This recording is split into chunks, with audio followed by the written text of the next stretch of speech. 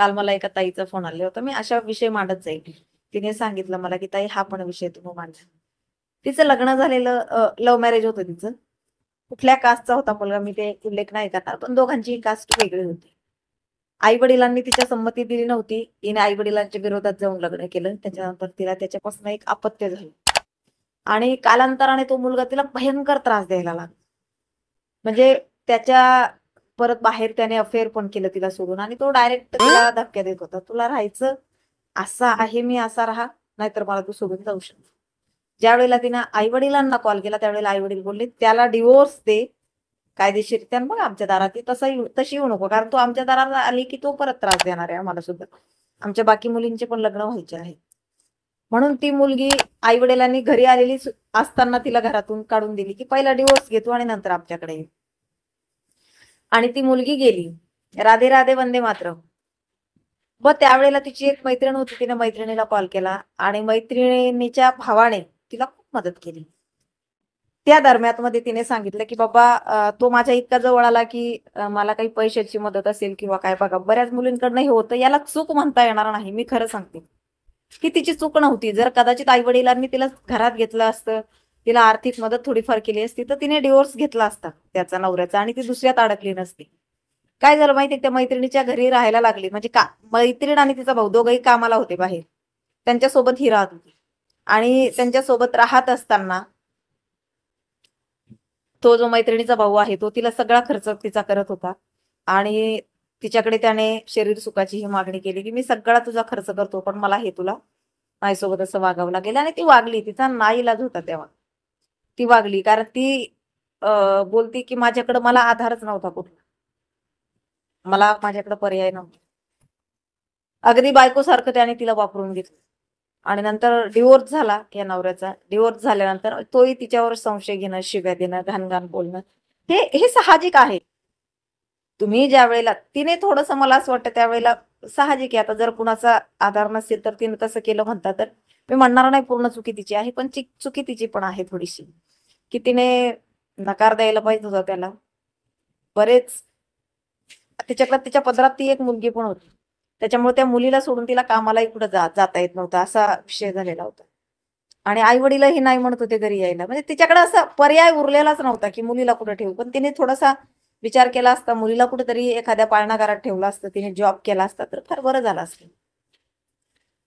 पण बऱ्याच अडचणी असतात. पाळणा घराचा खर्च, त्याच्यानंतर ती ज्या बॅचलर मुलींमध्ये राहायला ती गेली असते, त्या बॅचलर मुलीने तिच्या मुलीला ऍडजस्ट केला असता. हे बरेच असतात. म्हणजे एवढं सोपं नाही हे सगळा निर्णय घेणं. आणि त्यावेळेला तिच्याकडनं ती चूक झाली. कारण तो मुलगा सर्व तिचा खर्च करत होता. नंतर ज्यावेळेला तिचा डिव्होर्स झाला नवऱ्यासोबत म्हणजे दोघांच्याही संमतीने त्यांचा डिव्होर्स झाला. दोघांची संमती असल्या कारणाने पटकन झाला डिव्होर्स. आणि ती आई-वडिलांकडे आली. आई-वडिलांकडे आल्यानंतर आई-वडिलांनी तिचं म्हणजे तो मुलगा तिला टॉर्चर करतच होता. तो तिला भेटायला बोलवायचा आणि हिला जावं लागायचं. तिला ही गोष्ट घरातही सांगता येत नव्हती. आणि तिला ते नको होतं तसं नातं. त्याच्यानंतर तिच्या आई-वडिलांनी तिच्यासाठी चांगला मुलगा आणि हे जर पुन्हा ती आई-वडिलांना सांगेल, की मला हा आवडतो, तर तिच्या आई-वडिलांनी पुन्हा तिला सपोर्ट केला नसता. त्या गोष्टीसाठी ती घाबरली, की पहिलं मी चुकी केली माझ्या पसंतीनं केलं. आता मी नाही करू शकत आहे.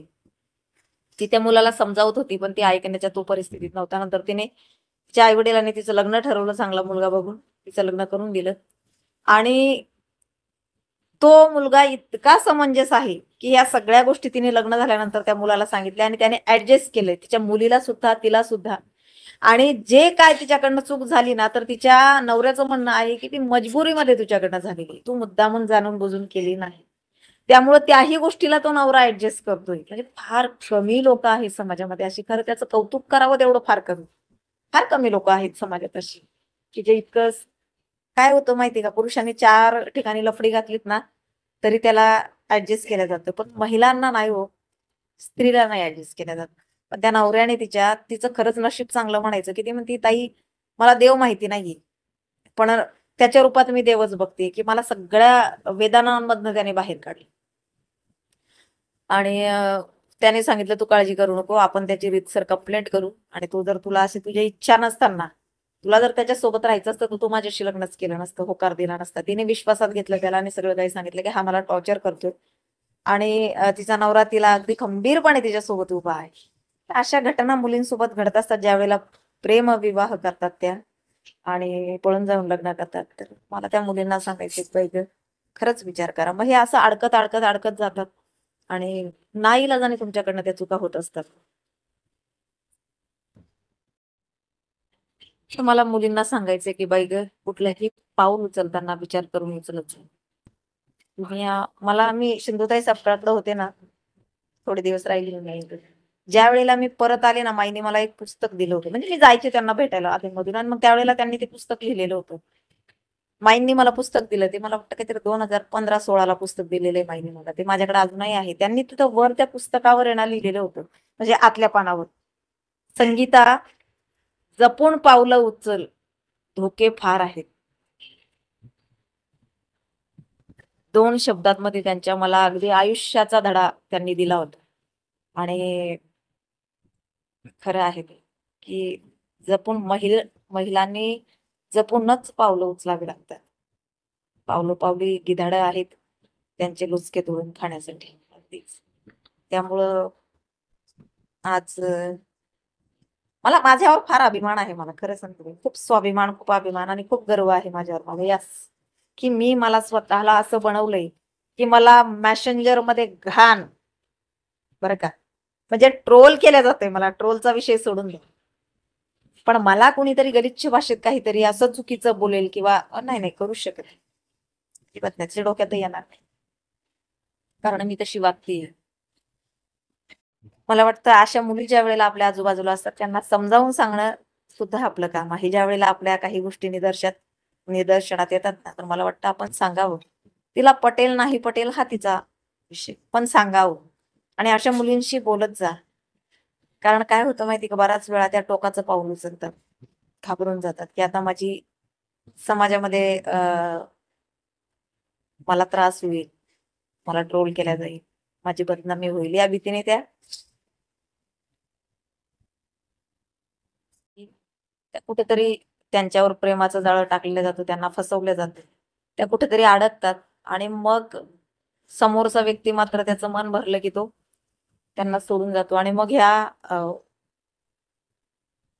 वैफल्यग्रस्त होतात किंवा विचलित होतात, चुकीचा मार्ग अवलंबवतात, की बघ आता त्याला दाखवण्यासाठी, की बघ आता तू मला सोडलं ना, बघ आता तुझ्या समोर मी दुसरा पटवते की नाही. हे असं करू नका. याने तुमची इज्जत जाईल. बिलकुल वागू नका असं. तो शेण खाणार आहे, त्याला सवय आहे.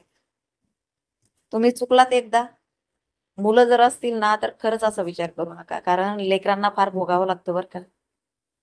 लेकरांना फार भोगावं लागतं. आता 8 दिवसापूर्वी जी केस झाली होती ना, ज्या महिलेचे मी फोटो बिटो टाकले होते.